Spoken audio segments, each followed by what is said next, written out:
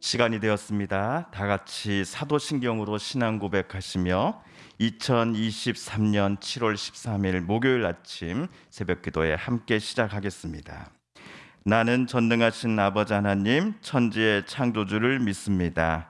나는 그의 유일하신 아들 우리 주 예수 그리스도를 믿습니다. 그는 성령으로 잉태되어 동정녀 마리아에게서 나시고 본디오 필라도에게 고난을 받아 십자가에 못 박혀 죽으시고 장사된 지 사흘 만에 죽은 자 가운데서 다시 살아나셨으며 하늘에 오르시어 전능하신 아버지 하나님 우편에 앉아 계시다가 거기로부터 살아있는 자와 죽은 자를 심판하러 오십니다. 나는 성령을 믿으며 거룩한 공교회와 성도의 교제와 죄를 용서받는 것과 몸의 부활과 영생을 믿습니다. 아멘. 오늘 우리 함께 읽을 기록된 하나님 말씀, 신약의 말씀 베드로후서 제3장, 오늘은 1절, 2절 말씀 함께 읽고 묵상하겠습니다. 신약 386쪽경에 있는 베드로후서 제3장 1절, 2절 말씀입니다. 사랑하는 자들아, 내가 이제 이 둘째 편지를 너희에게 쓰노니 이 두 편지로 너희의 진실한 마음을 일깨워 생각나게 하여 곧 거룩한 선지자들이 예언한 말씀과 주 대신 구주께서 너희의 사도들로 말미암아 명하신 것을 기억하게 하려 하노라. 아멘.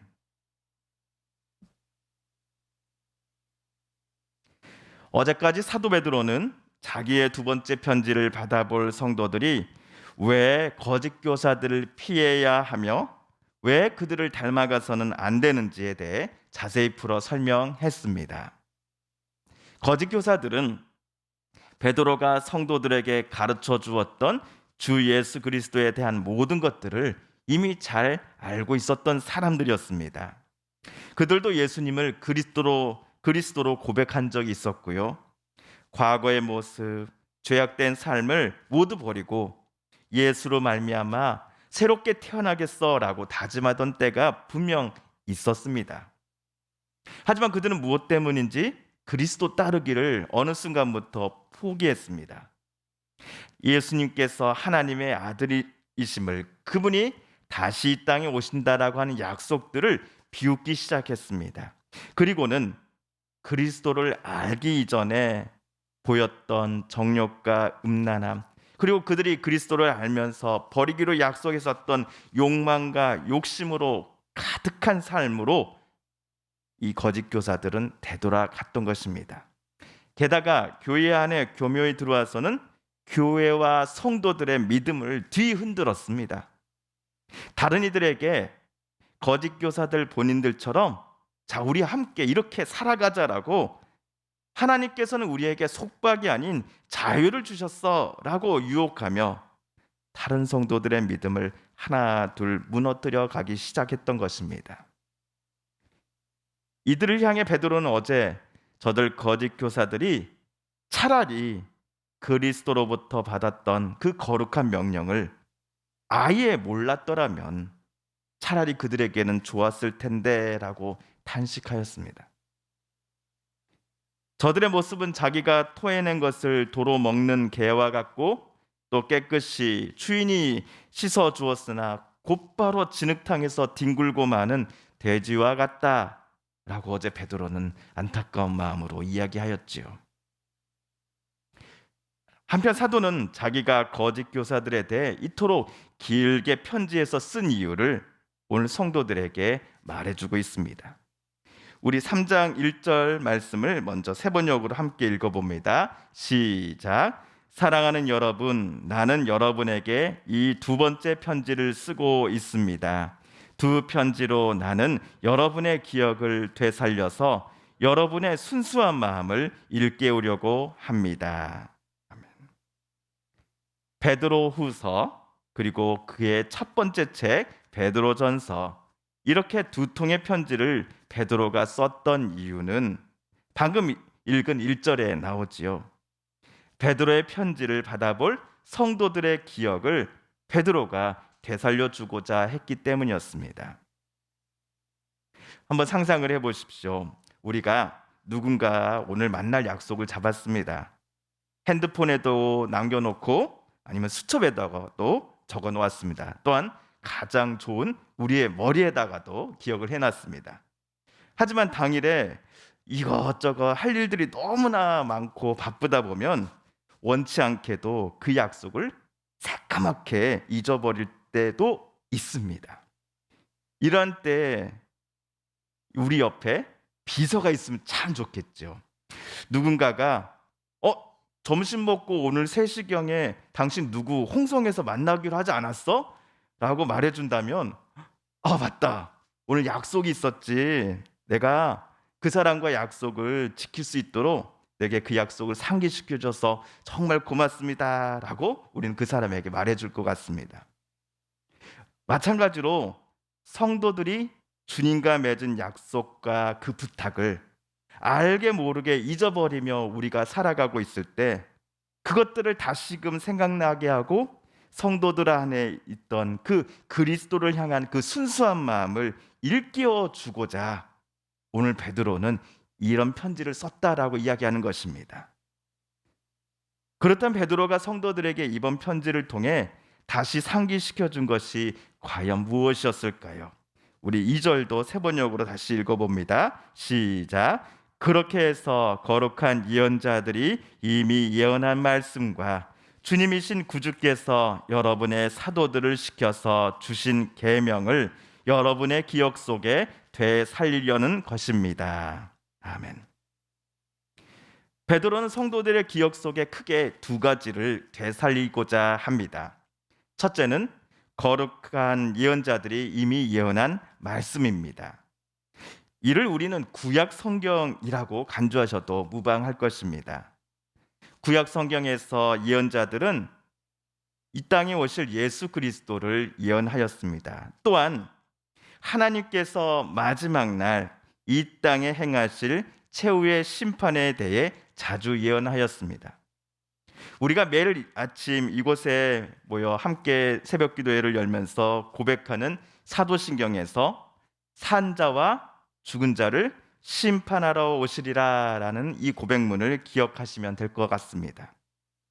세상의 마지막 날, 즉 하나님께서 이 땅을 심판하실 그날이란 부활하신 또 승천하신 예수께서 다시 이 땅에 내려오시는 재림의 날이 될 것입니다.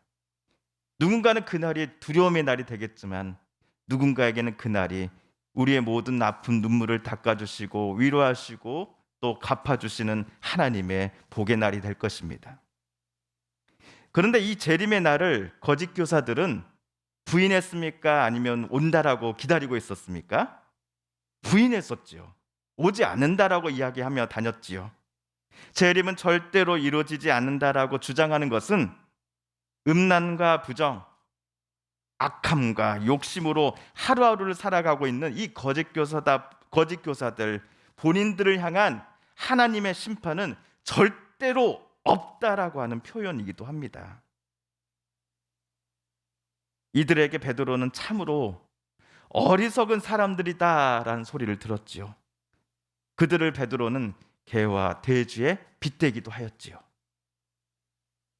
그리고 베드로가 성도들에게 상기시켜주고자 했던 기억 제 두 번째는 하나님의 아드님이신 예수께서 직접 사람의 몸을 입고 이 땅에 사시는 동안 제자들에게 전해주셨던 하나님 아버지의 계명과 말씀입니다. 예수님께서 제자들에게 가장 큰 계명이 무엇이냐라는 누군가의 질문에 다음 두 가지로 말씀하셨습니다.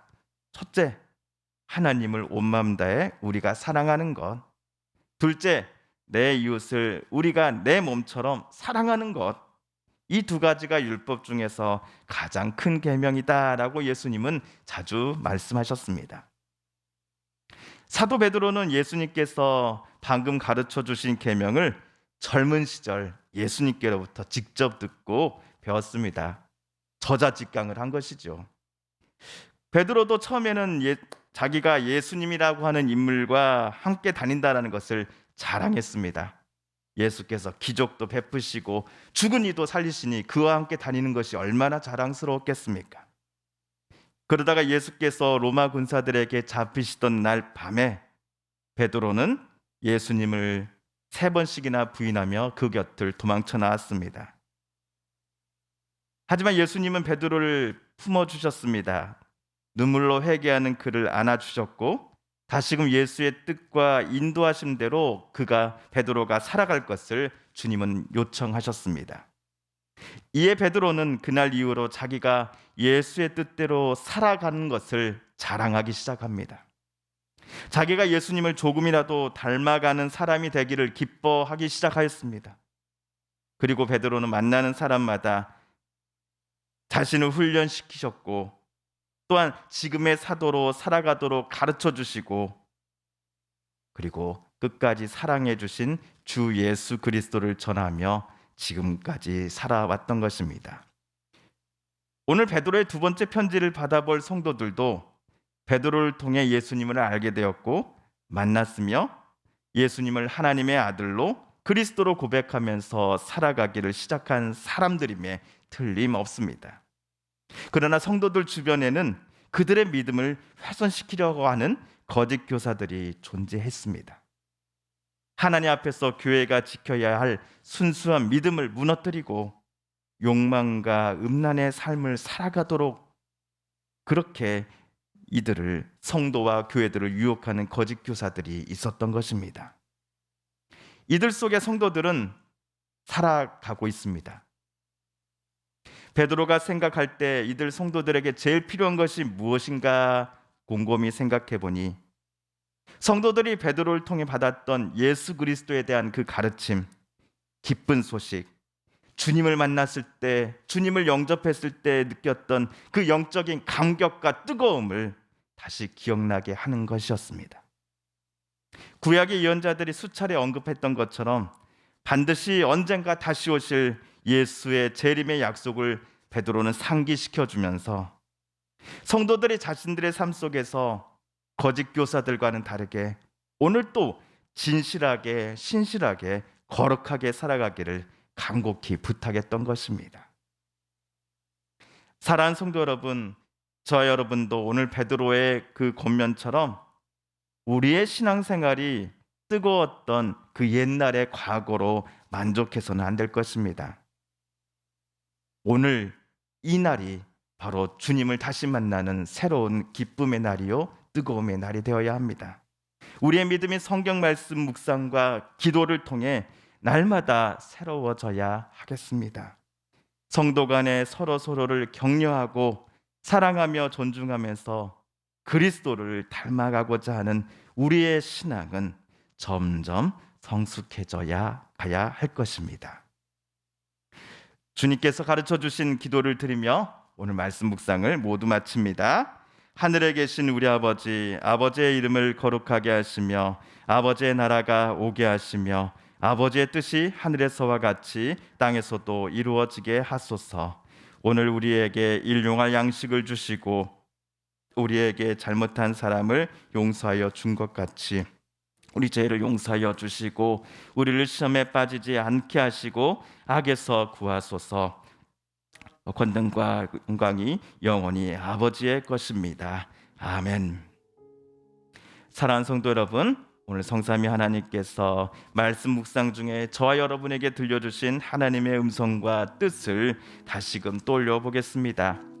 오늘 말씀 묵상 중에 우리가 깨닫고 다짐한 바대로 우리들 그렇게 정말 살아가게 달라고 이 시간 하나님 앞에 우리가 함께 읽은 말씀 붙잡고 기도드리기를 원합니다. 우리 성도님들과 가족들 중에 또한 이웃분들 중에 하나님의 고쳐주심, 치료하여 주심, 회복시켜 주심을 놓고 간절히 기도하는 분들이 계십니다. 이 시간 우리도 한 마음과 한 뜻으로 함께 기도하십시다. 하나님 고쳐주소서, 하나님 치료하여 주소서. 또 이번 주 또 계속될 장마 속에서 하나님 어떠한 비 피해도 있지 않도록 해달라고 우리 함께 기도드리십시다. 땀 흘려 수고하고 애썼던 우리 성도님들의 그 수고의 농작물들이 비로 인해 피해받지 않도록 하나님 앞에 간절히 간구로 기도드립니다. 또한 오늘 하루도 또 이번 주도 안전함으로 우리 성도님들 지켜주시길 위해 간절함으로 기도드리십시다. 마지막으로 우리가 가지고 나온 간절한 기도 제목 하나님 앞에 아뢰며 하나님의 은혜의 보좌 앞으로 더 가까이 나아가겠습니다. 함께 개인 기도 시간 갖습니다.